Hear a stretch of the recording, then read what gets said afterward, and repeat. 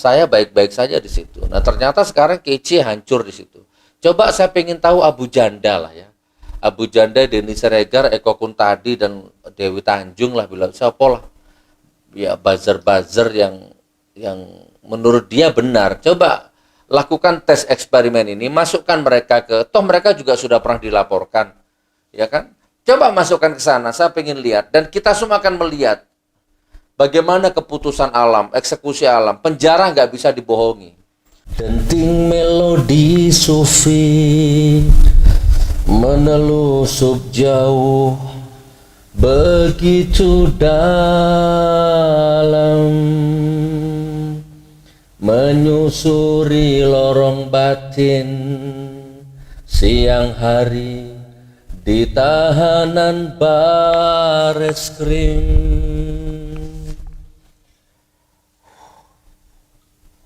Jenuh dan syahdu, kecewa dan ikhlas, marah dan sabar timbul tenggelam di samudra jiwa, datang dan pergi mewarnai hari di tahanan Bareskrim.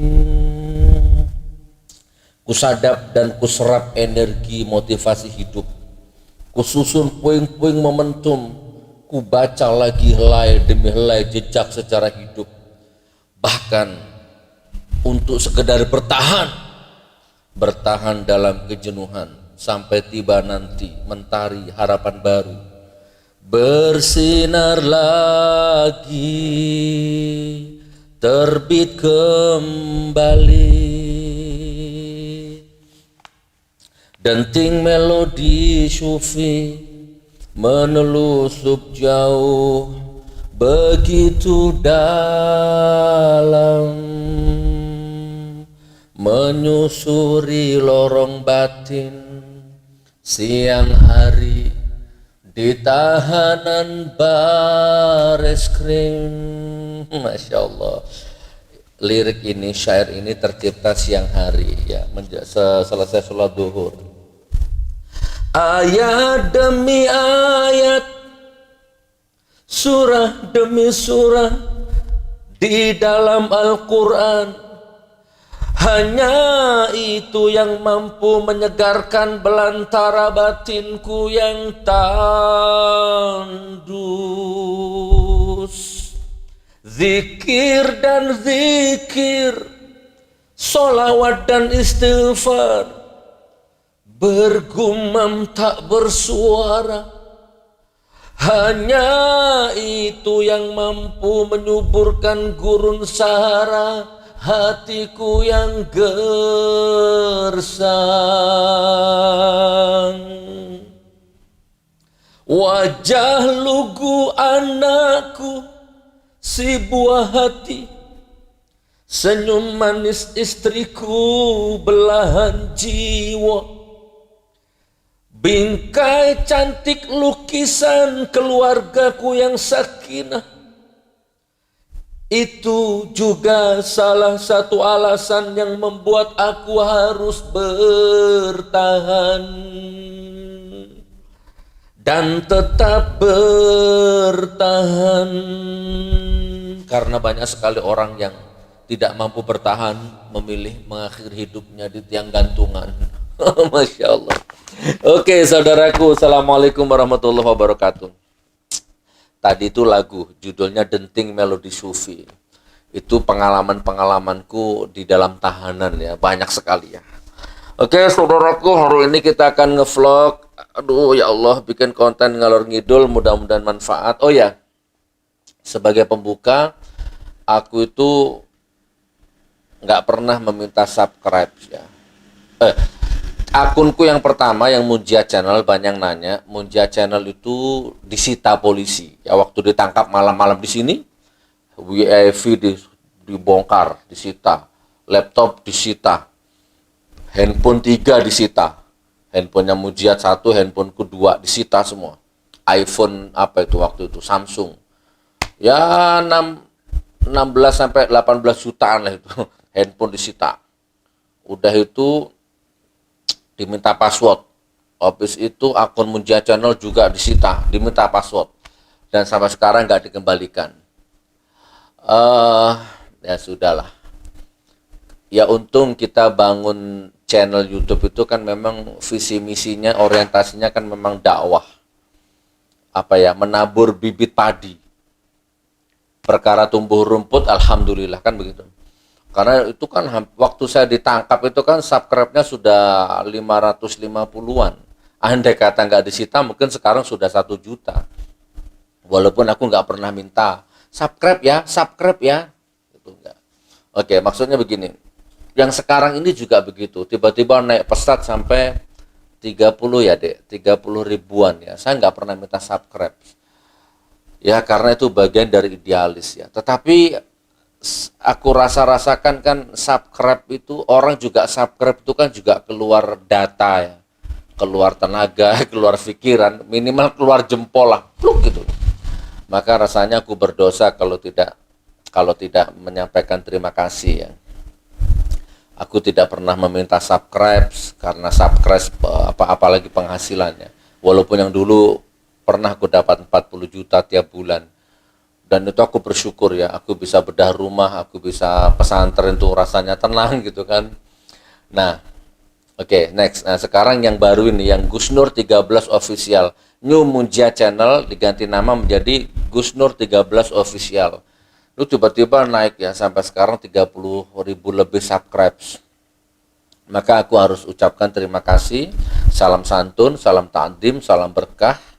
Semoga ya data yang kau korbankan, subscribes yang kau berikan kepada channel ini dikembalikan oleh Allah kepadamu dalam bentuk keberkahan rezeki, keberkahan umur, ya kan? Apalagi keberkahan ilmu. Begitu, dan selalu memancarkan gelombang positif sehingga di antara kita terjadi hubungan harmonis, hubungan abstrak ya, karena kita jarang ketemu dan kita nggak saling kenal kan, maka menjadi hubungan abstrak spiritual ya, yang melahirkan rahasia-rahasia karomah, rahasia-rahasia fadilah begitu ya. Insya Allah ya, Anda memberikan subscribe, saya memberikan konten, terjadilah harmonisasi antara subscribe dan konten ini sehingga ada jalur ya silaturahim batin antara engkau dan aku. Insya Allah ya. Terima kasih. Walaupun saya nggak pernah minta subscribe, tapi ternyata Anda subscribe juga sampai 30 ribu sampai detik ini. Insya Allah akan diganti oleh Allah menjadi pahala.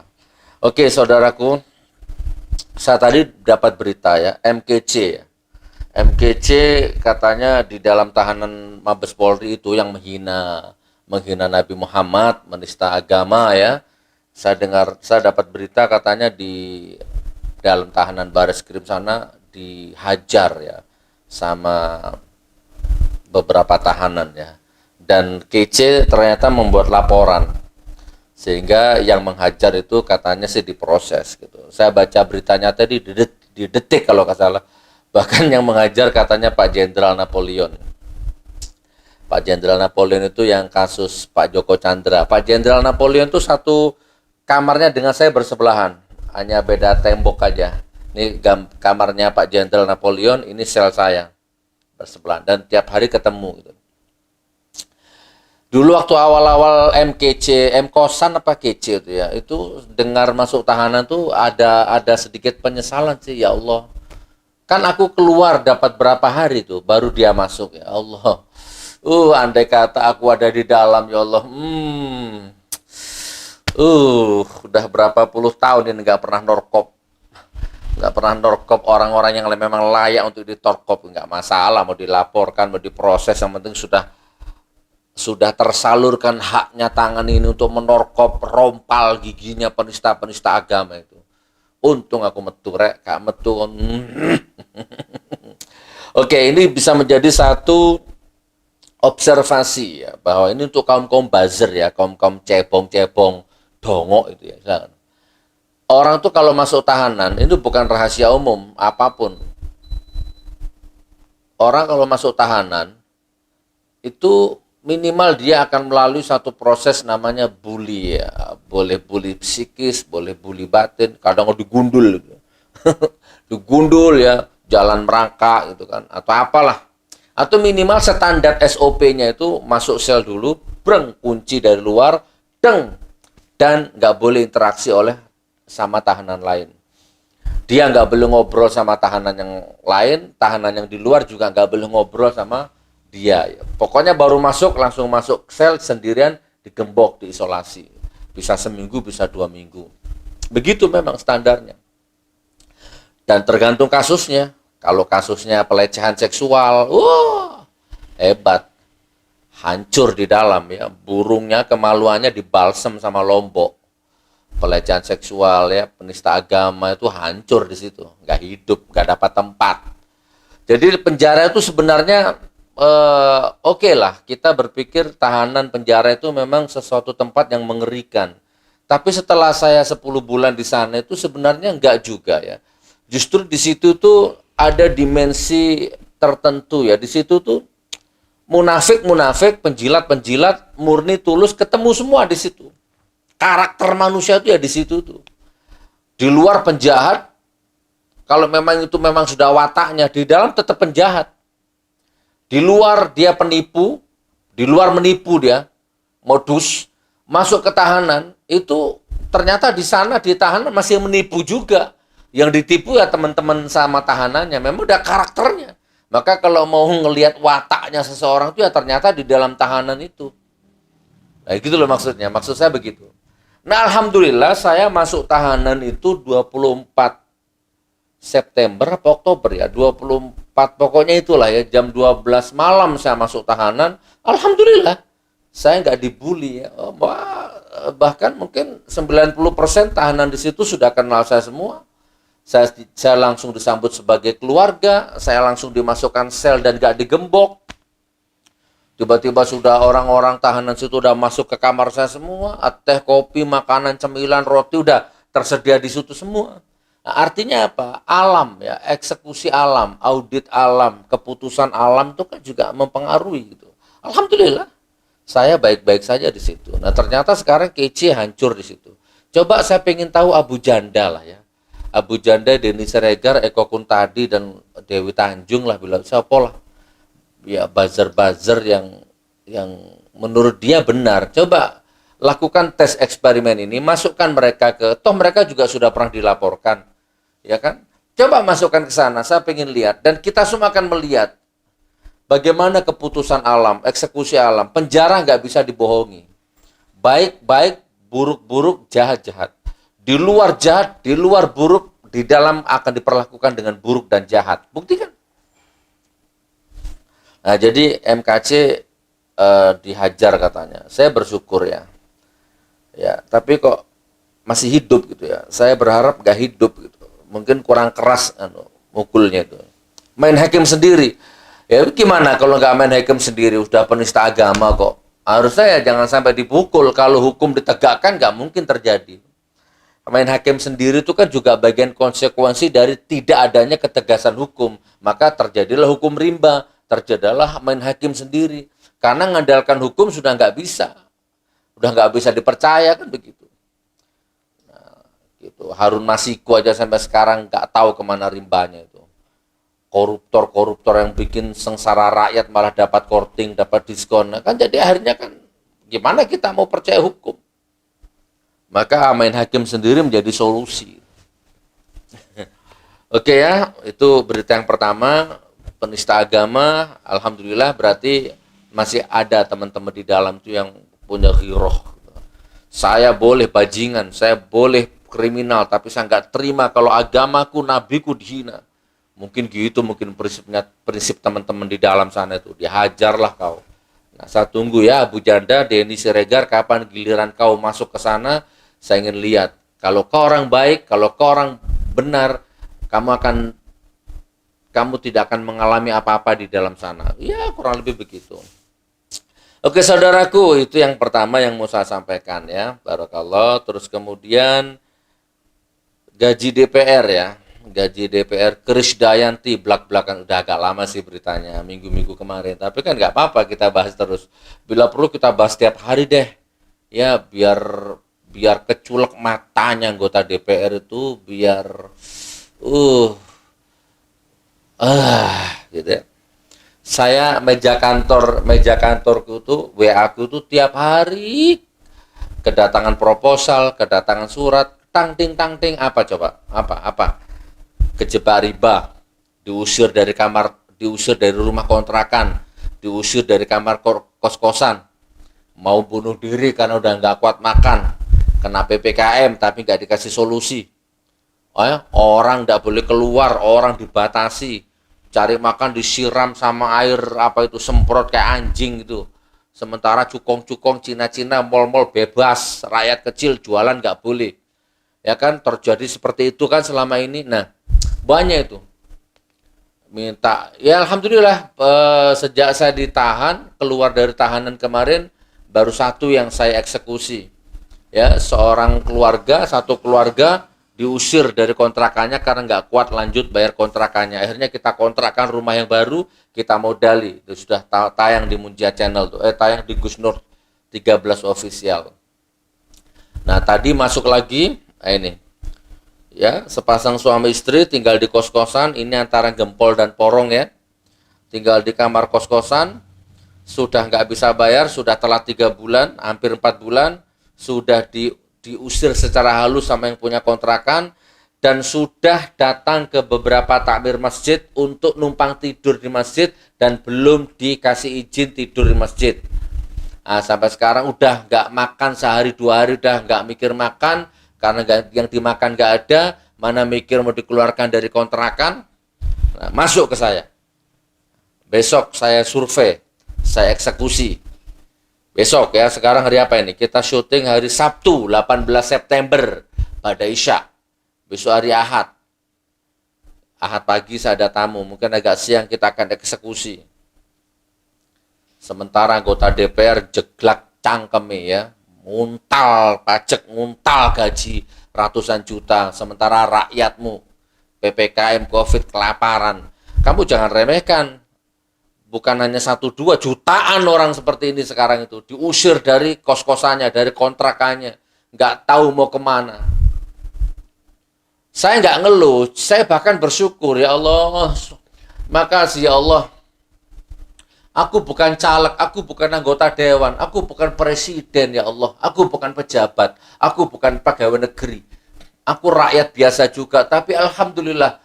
Susah aku ungkapkan, tidak ada ibarat yang bisa aku jadikan umpama, tidak ada kata-kata yang bisa aku jadikan lukisan. Betapa bersyukurnya aku, engkau jadikan aku menjadi tempat curhatnya orang gitu loh, tempat keluh kesahnya orang, tuh bersyukur aku. Ya kadang-kadang otakku juga nakal, otakku nakal sih kadang-kadang. Kok nggak ke Abu Janda ya, kok nggak ke Denny Siregar ya, kok nggak ke Eko Kuntadi ya, kok nggak ke Ngabalin ya, kok nggak ke, nah itulah, kok nang aku, orang yang dibenci rezim, orang yang dibenci buzzer, orang yang nggak pernah makan jeglak duitnya politikus, mereka kok saya, rumahnya digusur ke saya, habis kontrakannya ke saya, dikejar debt collector ke saya, dikejar rentenir ke saya, kok nggak ke Denny Siregar, kok nggak ke buzzer-buzzer tuh.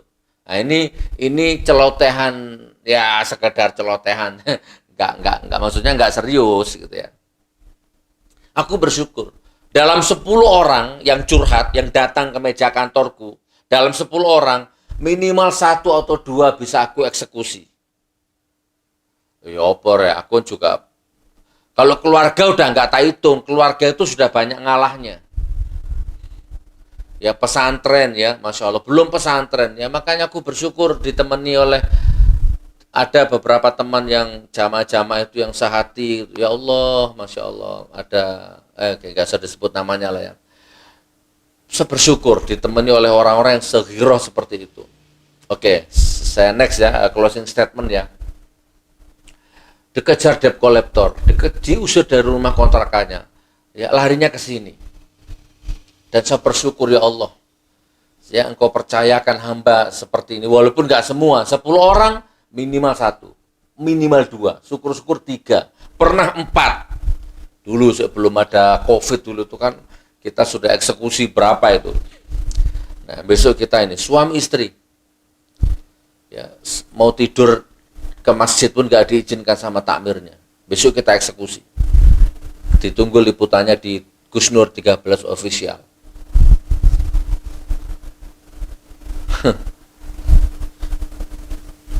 Mau ngomong apa gue ini? Aku pengen lihat matinya itu orang yang badok gaji ratusan juta, tetapi masih ada rakyatnya yang kelaparan. Padahal dulu rakyatnya itu yang nyoblos, yang memberikan suara itu kamu itu. Kalau waktu kampanye kamu belusukan ke rumah rakyat, gak peduli 20 menit tuh, gak peduli siang, pagi, sore, belusukan ke rumah rakyat, nyemplung got, taek. Begitu terpilih kayak gini nih, rakyatmu kelaparan kayak gini nih, matamu asu. Ketawa cekikak-cekikik, makan duit puluhan juta, nggak malu. Kalau aku nggak kolu, apa bahasa Jawa, nggak kolu, nggak masuk.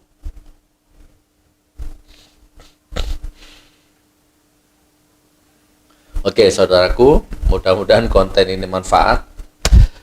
Ya, hidup itu memang kejam ya. Yang seperti inilah hidup itu ya, kita nikmati. Sebentar lagi kita akan mati semua. Yang badok uang gaji ratusan juta itu akan mati. Yang memberikan suara juga akan mati. Rakyatnya juga akan mati. Kita akan melihat cara matinya seperti apa nanti. Insya Allah ya, kita doakan. Oke, doakan saya teman ya. Mudah-mudahan semuanya bisa saya cover.